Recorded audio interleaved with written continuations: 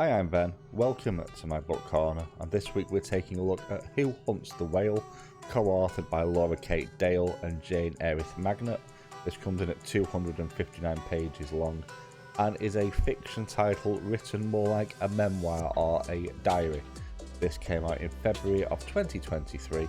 As always, we'll take a look at the story, the characters, the world building and the presentation for my final thoughts at the end. So as always, let's just jump straight in with the story.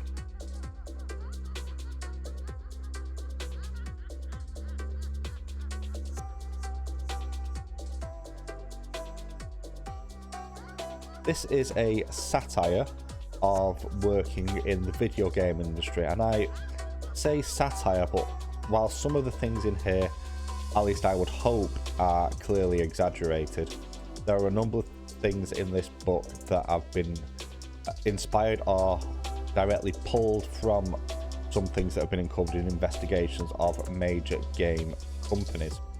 We follow Paige as she starts her job at Supremacy Software, the world's, or one of the world's, I should say, leading computer game companies, and it's mainly focused on the run-up to the launch of their big annual title, Call of Duty. And it starts with very much Paige, who is a enthusiastic gamer, loves the product, is really excited for working in the games industry, and follows her day to day from her first day as she acts as an assistant to the board, where she takes notes at meetings, gets the coffees for people who have no interest in knowing what her name is, and even at the end of it I don't think actually remember her name either, to the end of the year when she's become so trodden down and disillusioned with the industry and the human cost. And it follows the whole development cycle, including the whole hype train, how the company execs push for downloadable content and the thought processes behind that, resource allocation, and it sounds really dry, but it's the human cost that pulls this one in, because it looks not just at the executives upon how you make all the money and joke about, very much bros club about bonuses, so on and so forth, but Paige becomes quite close to certain people on the actual dev floor and tries to look out for them and some of the problems that causes, and also looks at whistleblowing within this industry as well as unfair expectations, workplace crunch, unpaid overtime, all the great things that you sometimes hear about from big corporations in general, and the games industry in particular seems to be especially egregious for. And from my understanding of the industry, this is unfortunately in some places a very fair reflection of what that industry is like, which makes it quite an uncomfortable read in many regards. But this story does probably quite accurately encapsulate a slightly exaggerated version of a 1 year AAA launch focus for an annual game. So it's pretty good for that.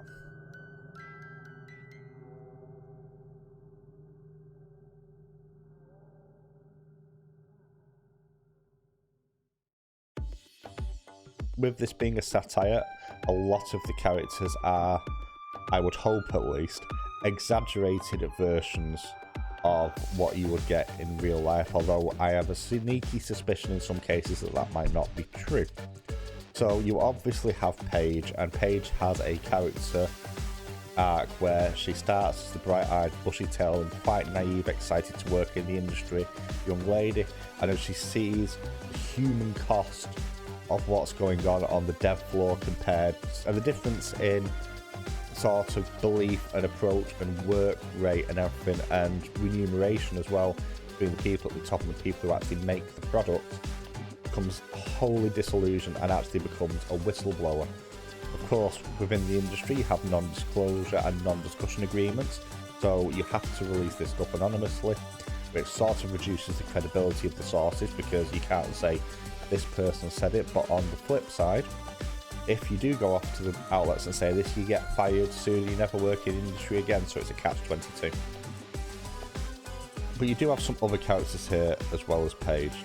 So first of all, working from the top, you have the boardroom, and in the boardroom you have the CEO Edwin, who is an elderly man who turns up and is very set in his ways, doesn't really contribute anything, just sits there, drinks a drink, listens to what's said, very occasionally will say something, and takes home a massive paycheck at the end of the year. Does very little past that.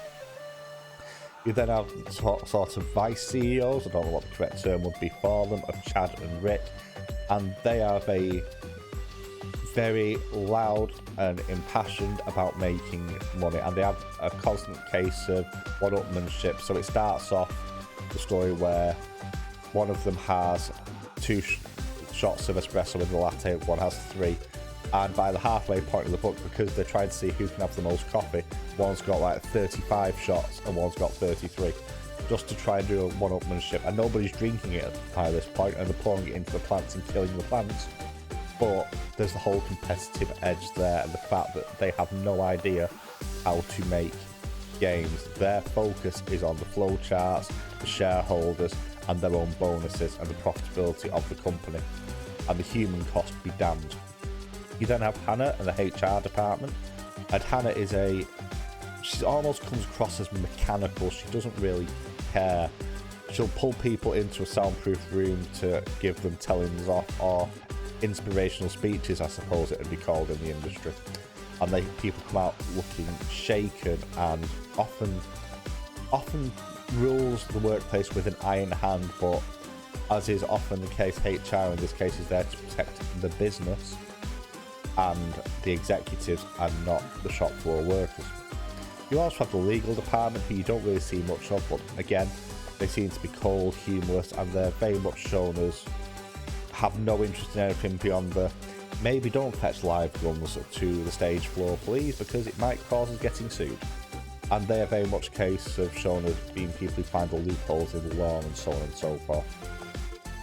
There are some more human characters in here, however, and they're the ones that are on the dev floor who go through the real human cost of this story.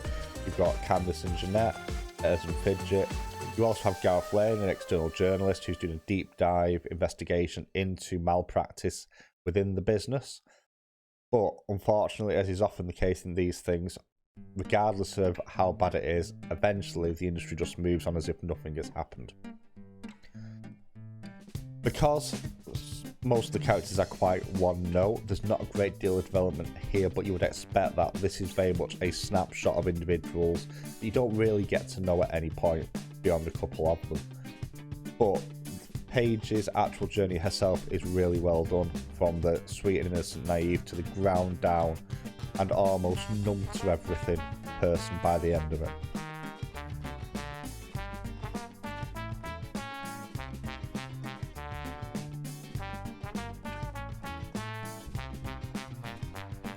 To talk about the world building, I need to first of all talk about the background of one of the authors, and that is Laura Kate Dale.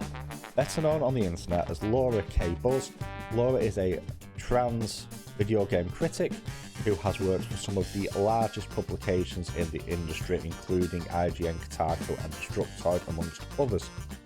They are also very much a campaigner for accessibility in video games. They have their own YouTube channel called Accessibility. I'll drop a link in the comments below, where they talk about the importance of making video games acceptable for all.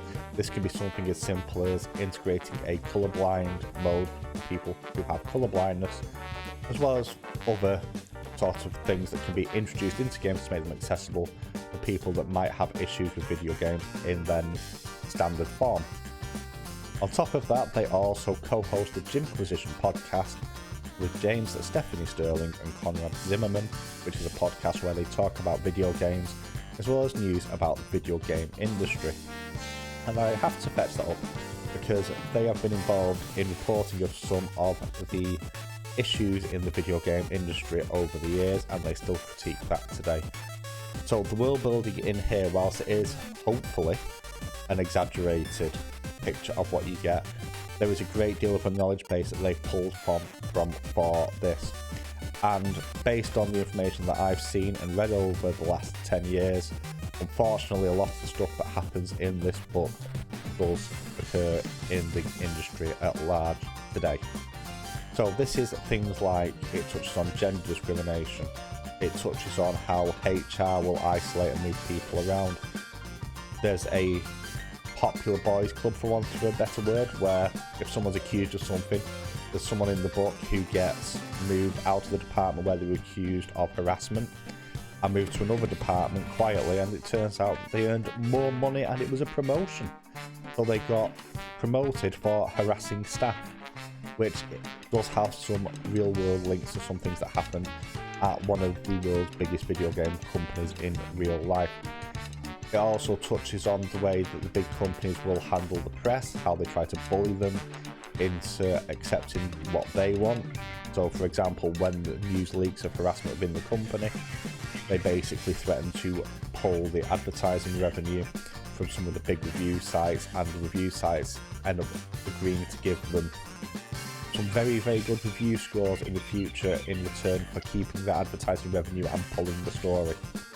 And it really does paint a grim picture, and it's all the way through the book, looking at the working conditions, the unpaid overtime, and the crunch conditions, especially at the back end of video game development.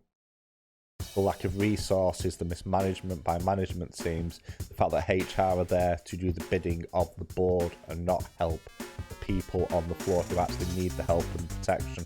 And also looking at the fact that if they want something, they'll just go out and spend the money on it, because they're that big of a behemoth and that not supervised, really. There's no real oversight there for these companies, so they can just bully their way through anything. And if people try and say that they've stolen an idea, they'll just buy the company out and then shutter the studio, get rid of the game, and get rid of all the devs. And it's really, really good stuff. I can't really go into too much detail because a lot of the story is tied directly to the world building. But if you've got any interest in the video game industry whatsoever, then this world building in here will actually really, really work well for you. It's really well done.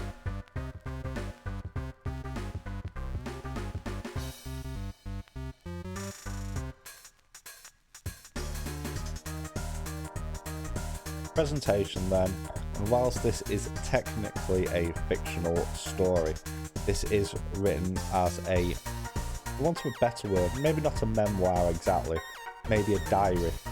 It follows, I think it's from the 3rd of January until the 1st of January the following year, and whilst it doesn't cover every single date, it covers certain key dates within the calendar that are key events that happen within that period of time.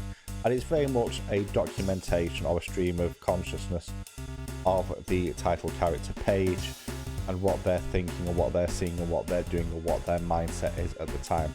And that makes it quite a compelling approach to telling this story rather than doing it as a pure story into itself, because it gives a first-person perspective on the inner workings of an industry that has obviously been well researched. And I think the presentation really aids the message in particular that's being told here.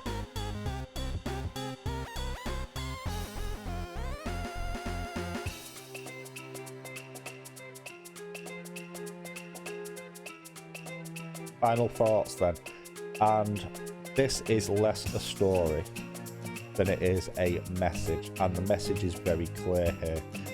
This is an industry that is toxic, and to be completely honest, you can pull video games, play gaming out of this and put nearly any other major industry in the Western world in, and you'll have the same problems, where you have corporate excess, you have the normal everyday person doing a huge amount of work, struggling, sometimes unpaid overtime, and they're the ones that are expendable when it comes to the point of we need to cut things. What do we cut? Do we cut the normal people who do the work, or do we cut the bonuses of the people on top? And it also highlights the terrible working conditions because of some of the clauses in these contracts.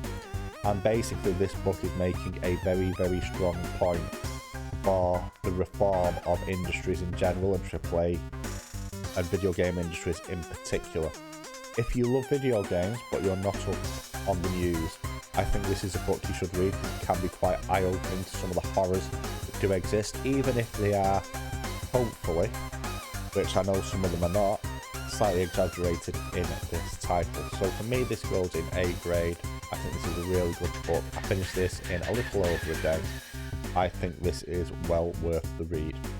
But that's my thoughts on this book. Have you read it? What do you think? Also, what are you reading at the moment? Let me know, and if you've got any recommendations, drop them in the comments below, and I'll catch you next time.